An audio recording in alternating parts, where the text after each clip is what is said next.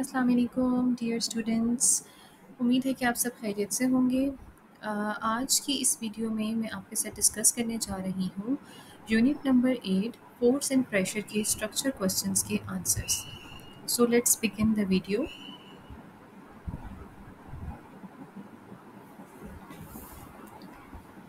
So student, question number 1 हमारे सामने है। Determine the net force on each of the objects shown below, give the direction of the force. इस question में आपसे कहा गया है कि आपने एक तो नेट फोर्स फाइंड आउट करनी है जो इस ऑब्जेक्ट के ऊपर लग रही है, और सेकंड जो पार्ट है इस क्वेश्चन का वो ये है कि आपने फोर्स की डायरेक्शन भी फाइंड आउट करनी है। सो स्टूडेंट्स, अगर आपको याद हो तो नेट फोर्स का मैंने डिस्कस किया था आपसे जब इसी चैप्टर के हमने एक्सरसाइज के क्वेश्चंस सॉल्व किए थे। उस टाइम पे मैंने आपको बताया था कि जो नेट फोर्स है is actually the sum of all the forces acting on a object.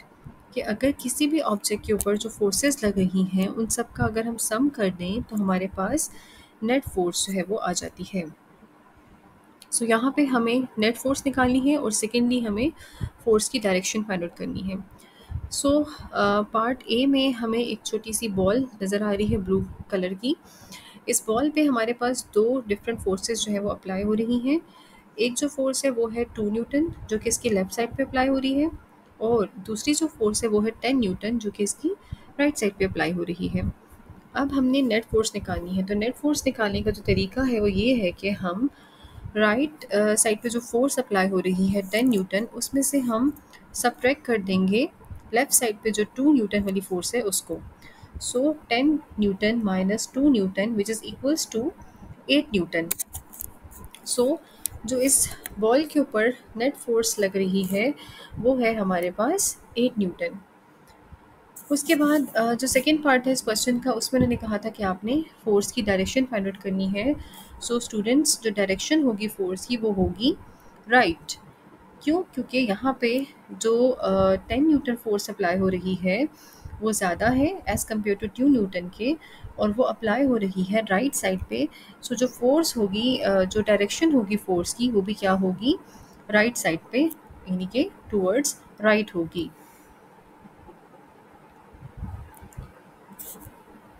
So next इसी क्वेश्चन का पार्ट बी हम देख लेते हैं। पार्ट बी में आपके सामने एक रेड कलर की बॉल है और इस बॉल पे आपके पास टू डिफरेंट फोर्सेस अप्लाई हो रही हैं। एक जो फोर्स है वो है 8 न्यूटन जो कि इसकी लेफ़्ट साइड पे अप्लाई हो रही है, और दूसरी जो फोर्स है वो है 5 न्यूटन जो कि इसकी राइट साइड पे अप्लाई हो रही है।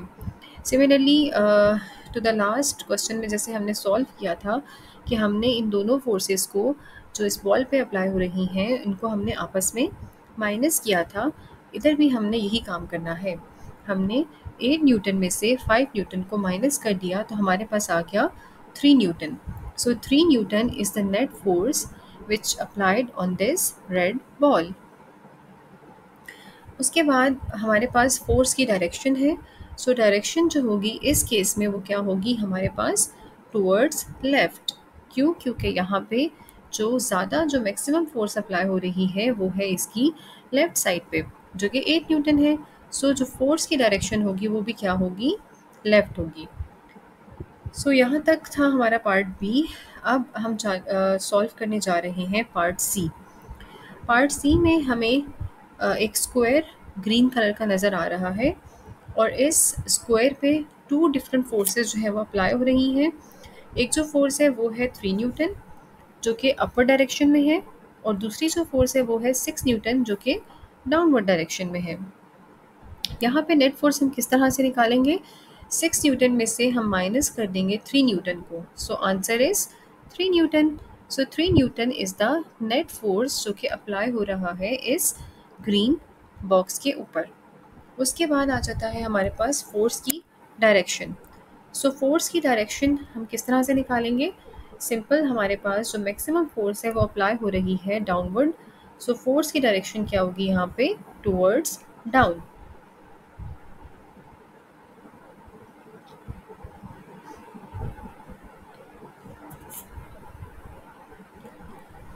सो स्टूडेंट्स, पार्ट डी में आपके सामने एक येलो कलर का बॉक्स है, और इस येलो कलर के बॉक्स पे 3 डिफरेंट फोर्सेस जो हैं वो अप्लाई हो रही हैं, जिसमें से पहली फोर्स जो है वो हमारे पास 5 न्यूटन है जो कि इसकी राइट साइड पे अप्लाई हो रही है। इसके अलावा जो दूसरी हमारे पास फोर्स है वो भी 5 न्यूटन है जो कि इसकी लेफ्ट साइड पे अप्लाई हो रही है, और एक जो फोर्स है जो कि इस पे लग रही है डाउनवर्ड डायरेक्शन में, और वो भी क्या है हमारे पास 5 न्यूटन। यहाँ पे हम जब नेट फोर्स निकालेंगे तो हम क्या करेंगे, हमने अपनी जो लेफ़्ट साइड पे अप्लाई होने वाली फ़ोर्स है उसको माइनस कर देना है राइट साइड वाली फ़ोर्स से। Answer is 0 Newton. यहाँ पे जो इस स्क्वायर बॉक्स पे नेट फोर्स अप्लाई हो रही है वो क्या है, 0 न्यूटन है। सो चूँकि यहाँ पे डाउनवर्ड डायरेक्शन में 5 न्यूटन अप्लाई हो रही है, हम इस 5 न्यूटन को कहेंगे कि 5 न्यूटन इज़ बेसिकली जो फोर्स की डायरेक्शन होगी हमारे पास वो क्या होगी, 5 न्यूटन टूवर्ड्स डाउन।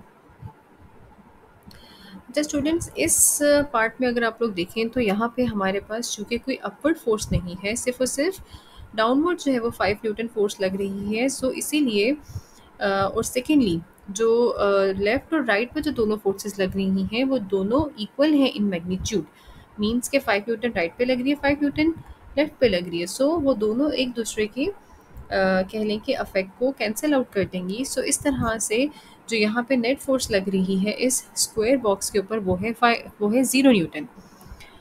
उसके बाद जो फोर्स की डायरेक्शन है वो है हमारे पास 5 न्यूटन टूवर्ड्स डाउन, क्योंकि यहाँ पे हमारे पास कोई अपवर्ड फोर्स नहीं है, सिर्फ और सिर्फ डाउनवर्ड एक फोर्स बच रही है। इस केस में हमारे पास जो डायरेक्शन होगी फोर्स की वो क्या होगी, टूवर्ड्स डाउन। क्यों? क्योंकि यहाँ पे जो लेफ्ट और राइट पे दोनों फोर्सेस लग रही हैं वो दोनों एक दूसरे के अफेक्ट को कैंसिल आउट कर रही हैं। The only force which is left is the downward force. यहाँ तक थे हमारे पास क्वेश्चन नंबर 1 के ये 4 पार्ट्स। आई होप कि आपको ये क्लियर हो गए होंगे। Let's move toward our second question.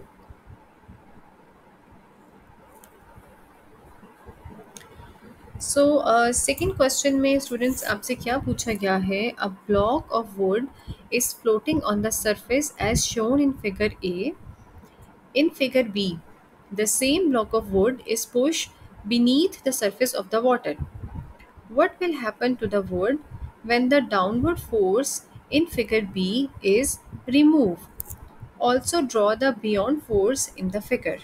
अच्छा जी स्टूडेंट्स, यहाँ पे आपसे सवाल में ये कहा गया है कि आपके पास दो कह लें कि जार हैं या बीकर है या ग्लास है आपके सामने, जिसमें वाटर जो है वो उनको दोनों ग्लास को फिल किया गया है वाटर से, और इन दोनों के अंदर हमने वुडन पीसेस जो हैं वो डाले हैं। वुडन पीसेस का सेम वेट है और पानी का जो लेवल है दोनों ग्लास में वो भी सेम है।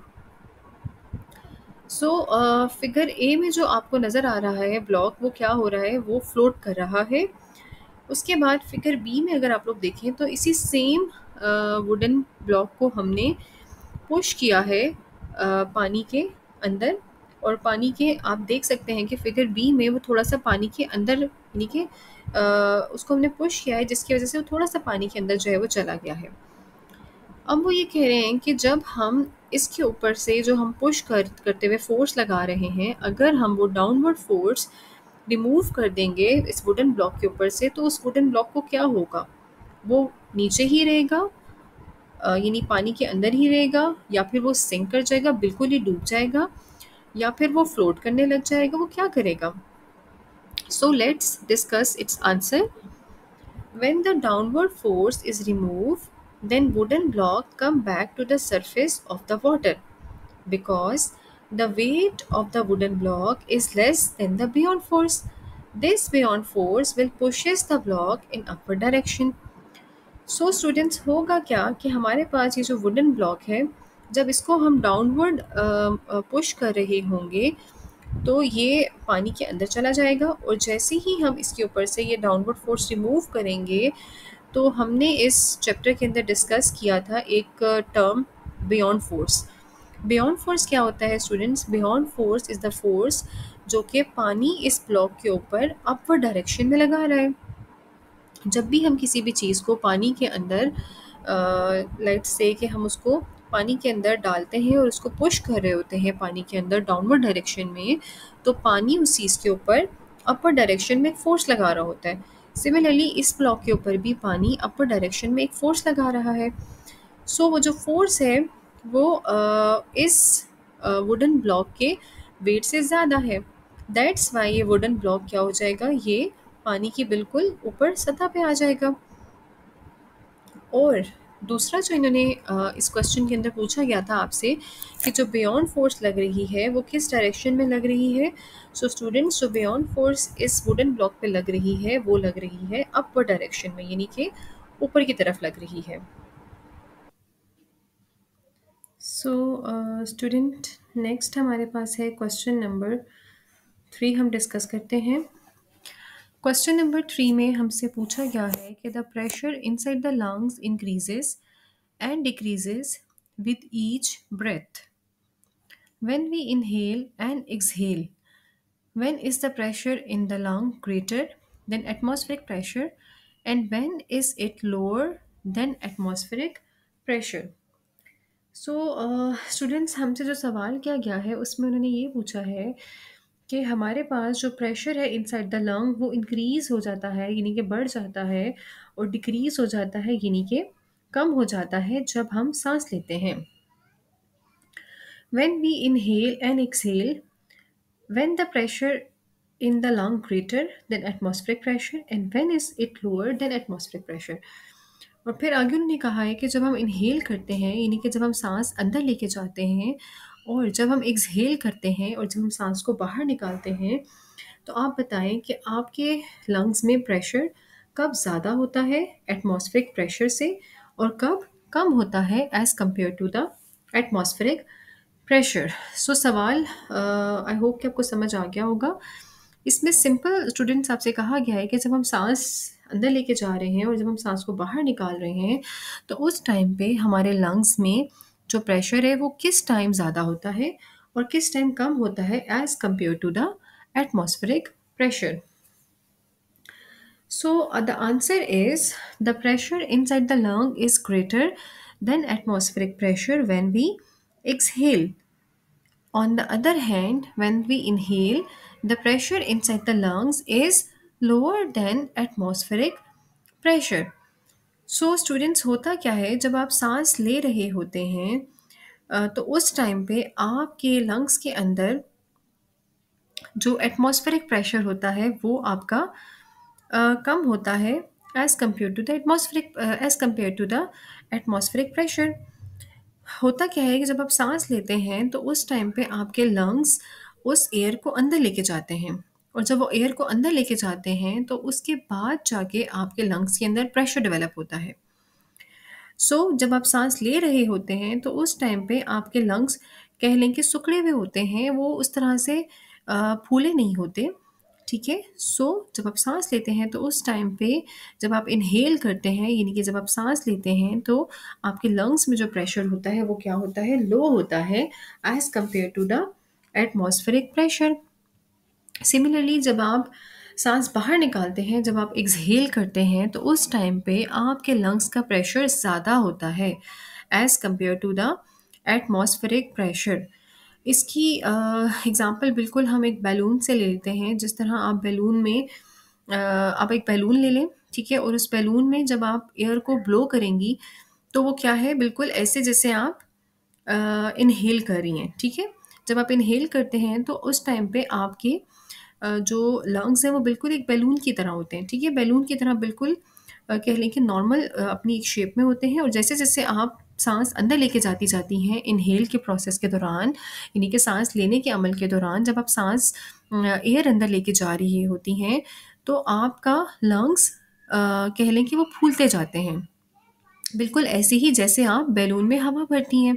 तो जब आप बैलून में हवा भरी होती हैं तो उस टाइम पे क्या हो जाता है, बैलून हमारा साइज़ में बड़ा होता जाता है, और फिर आप हवा भरने के बाद थोड़ी देर के बाद जब आप उस बैलून में से हवा को बाहर निकालेंगी, उसको रिलीज़ करेंगी, तो क्या होगा, आहिस्ता-आहिस्ता हवा सारी की सारी बाहर आती जाएगी। तो गर्ल्स, जब हमने बैलून के अंदर हवा भरी थी तो उस टाइम पे बैलून के अंदर जो प्रेशर था वो कम था as compare to the atmospheric pressure. और जिस टाइम हमने बैलून के अंदर से हवा बाहर निकाल रहे हैं, तो ये बिल्कुल वैसे ही है जैसे हम एक्सहेल कर रहे होते हैं, सांस बाहर निकाल रहे होते हैं। तो जब हम सांस बाहर निकालते हैं तो बिल्कुल वैसे ही जैसे बैलून में से आप हवा को बाहर निकालेंगी। तो उस टाइम पे क्या होगा, प्रेशर बैलून के अंदर ज़्यादा होगा, बिल्कुल वैसे ही जैसे आपके लंग्स में प्रेशर ज़्यादा है। तो ये एक तरह का हमारे पास इनहेल और एक्सहेल के दौरान हमारे लंग्स का प्रेशर जो है वो इस तरह से ज़्यादा होता है और कम होता है।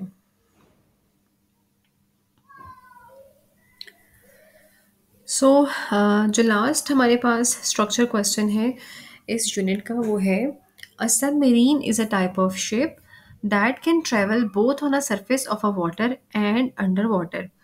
How submarine is able to both float and sink. आपको पता है स्टूडेंट्स के जो सबमरीन है वो एक इस तरह की शिप है जो कि पानी की सतह पर भी तैर सकती है और वो अंडर वाटर भी ट्रेवल कर सकती है।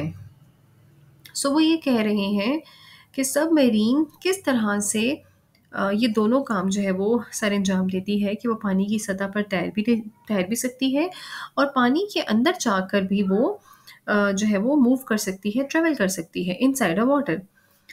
तो होता क्या है स्टूडेंट्स कि अ submarine is controlled by ballast tanks. When tanks are empty, the submarine floats because it has less weight.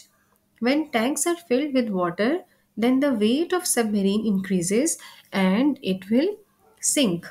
So students होता यह है कि आपके पास जो सबमरीन है उसमें होते हैं ब्लास्ट टैंक्स।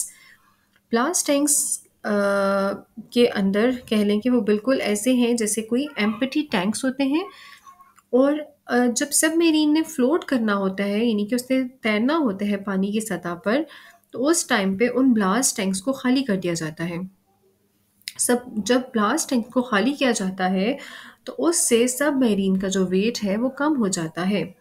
जब सबमरीन का वेट कम हो जाता है तो वो इजीली पानी की सतह पर तैर सकती है। अभी लास्ट जो एक क्वेश्चन था वुडन ब्लॉक्स वाला, उसमें हमने डिस्कस किया था कि जब किसी चीज़ का वेट कम हो जाता है as compare to the buoyant force के, तो वो पानी के ऊपर इजीली फ्लोट कर सकती है। तो सिमिलरली यहाँ पे भी वही फिनोमेना अप्लाई होता है कि हमारे पास जो सबमरीन है, जब उसके टैंक्स को हम एम्प्टी कर देते हैं तो उसका जो वेट है वो कम हो जाता है। तो वेट कम होने की वजह से बियॉन्ड फोर्स उसको अपर डायरेक्शन में पुश करती है और जिसकी वजह से सबमरीन इजीली पानी की सतह पर तैर सकती है। और फिर जब हमें चाहिए होता है कि हम सबमरीन को पानी के अंदर यानी कि अंडर वाटर उसको ट्रैवल करवाएं, तो उस केस में हम ये जो ब्लास्ट टैंक्स हैं उनको पानी से फिल कर देते हैं, उसके अंदर सारा पानी भर देते हैं। तो जब पानी भर देते हैं इन टैंक्स में, तो पानी के भर जाने से हमारे पास सबमरीन का वेट ज़्यादा हो जाता है और जब वेट ज़्यादा हो जाता है तो सबमरीन पानी के अंदर सिंक कर जाती है यानी कि डूब जाती है पानी में और फिर वो easily under the water travel कर सकती है। सो स्टूडेंट्स, यहाँ तक थे हमारे पास ये 4 क्वेश्चंस, 4 स्ट्रक्चर क्वेश्चंस इस चैप्टर के। आई होप कि आपको ये क्वेश्चंस समझ आए होंगे। Thank you so much students for watching the video. Please don't forget to like and share the video. Thank you.